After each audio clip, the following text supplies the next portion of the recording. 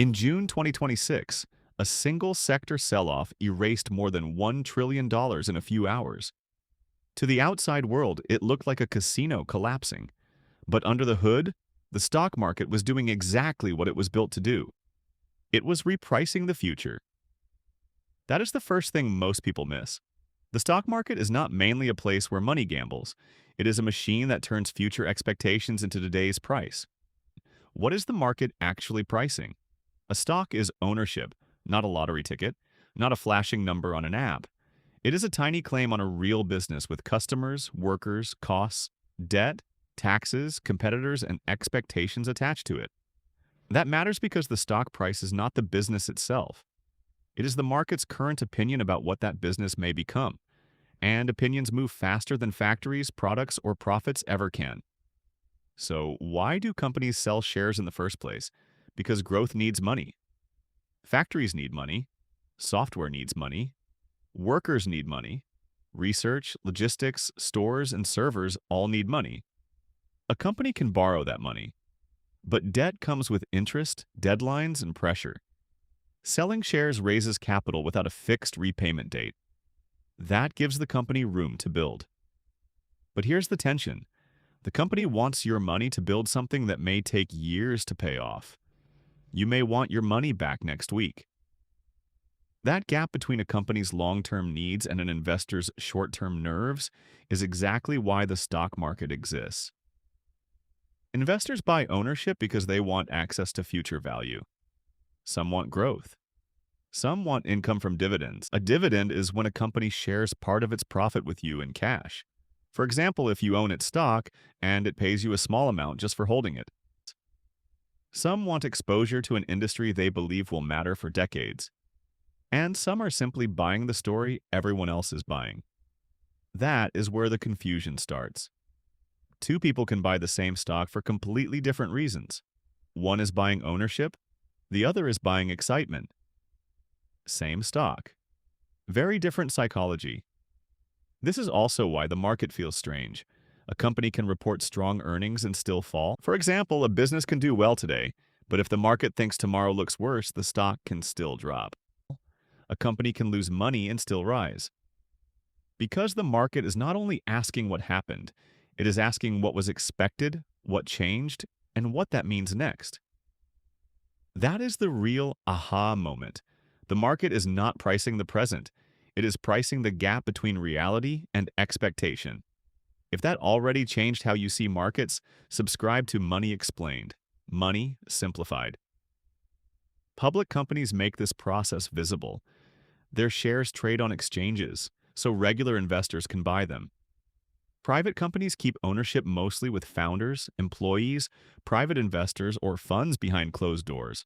Going public gives a company more access to capital, but it also puts the company on a scoreboard. Now every quarter is judged. Now every forecast gets examined. Now every disappointment gets priced instantly. And once that company is public, a lot of different money starts moving around it. Some of that money behaves like a giant tanker ship. Think of pension funds and insurers. They are huge, slow, and focused on where they need to be years from now. Not by next Tuesday. Then you have the speedboats who chase after short-term profit. Traders and fast money are trying to profit from short-term moves, mood swings, and tiny gaps in price. Don't worry, we will come to the bull and bear market soon. Then there are the bus drivers. Index funds and ETFs follow routes set by benchmarks. They buy because a company enters the route and sell because it leaves. And then there is retail money, smaller, more emotional, more reactive, and often arriving after the story already feels obvious. So when stock prices rise and fall, it is never just one thing. At the surface, prices rise when buyers get more aggressive than sellers. But underneath that, expectations are shifting.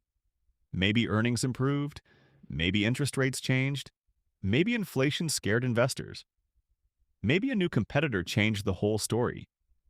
A stock price is not just a number, it is a message about what money now believes. That is why bull and bear markets feel so powerful. A bull market is optimism becoming socially acceptable. Bad news gets ignored. Dips look temporary. Confidence attracts money. A bear market is fear becoming socially acceptable. Good news gets dismissed. Bad news gets amplified. Fear pulls money back away from risk. So markets do not just move on facts, they move on facts, expectations, and crowd psychology at the same time. Eventually, though, every story runs into business reality. That reality usually shows up in earnings. Earnings tell you what the business actually produced after costs. Dividends tell you whether management is sending some of that cash back to shareholders. But even here, the market is still looking ahead. Were earnings strong because the business is strong? Or were they only better than low expectations? Are dividends a sign of strength? Or a sign that growth opportunities are slowing down? That is where valuation enters the picture and makes the difference. Valuation is not about whether a stock feels cheap. A $3 stock can be expensive if it earns only 10 cents, while a $300 stock can be cheaper if it earns $30. It is about the price you pay compared with the business underneath. A low share price does not mean a cheap company. A high share price does not mean an expensive one. What matters is the relationship between price, profits, assets, cash flow, growth, and risk. That is why cheap can be dangerous and expensive can keep rising. But even if you find a great business, there is one mathematical trap that confuses beginners more than most crashes. It is market cap. Market cap is the total value the market gives a company. It is the share price multiplied by the number of shares. That sounds simple, but it changes everything. A company with a lower share price can still be much larger than a company with a higher share price. Size changes expectations. Big companies often have scale, brand power, and resilience. Smaller companies may have more room to grow, but they usually have less room for error. This is also why people use indexes and benchmarks. When someone says the market is up, they usually mean an index is up. An index is a scoreboard, not the whole game. The S&P 500 tracks major United States companies. The Nasdaq Composite leans more toward technology and growth. The Dow tracks a smaller set of established names. Useful, yes, but still incomplete. A few giant stocks can make an index look healthy while a lot of smaller names struggle underneath. That is why ETFs and index funds became so powerful. They let investors buy the basket instead of betting everything on one stock. An index fund tracks a benchmark.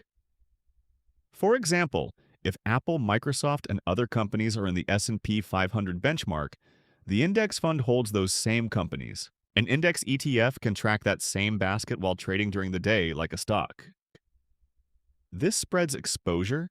It does not remove risk. It changes risk from one-story risk into basket risk. And that matters because volatility is where behavior gets tested. Volatility is not just price movement. It is what price movement does to the person watching it. Falling prices create fear. Rising prices create overconfidence. That is how people panic sell, chase hype, and confuse motion for meaning. Diversification is the defense against that. It means not betting everything on one story, one sector, one theme, or one moment of excitement. It does not guarantee profit. It does not stop losses. It simply reduces the damage one wrong belief can do. And that leads to the final trade-off. Risk and reward are connected. But not in the cartoon version people like to believe. More risk does not guarantee more reward. Sometimes it just gives you more ways to be wrong. Patience matters because real business value shows up slowly. Screens update every second. Businesses prove themselves over quarters, years, and cycles. So the stock market is not just gambling. And it is not a magic wealth machine either. It is a pricing machine. It prices ownership, expectations, fear, greed, profits, rates, liquidity, and time. Sometimes it gets close to reality. Sometimes it gets carried away. But it is always trying to answer the same question. What is this future worth right now? That is why the better question is not, is the market up or down? The better question is, what future is the market pricing in? And what happens if that future is wrong?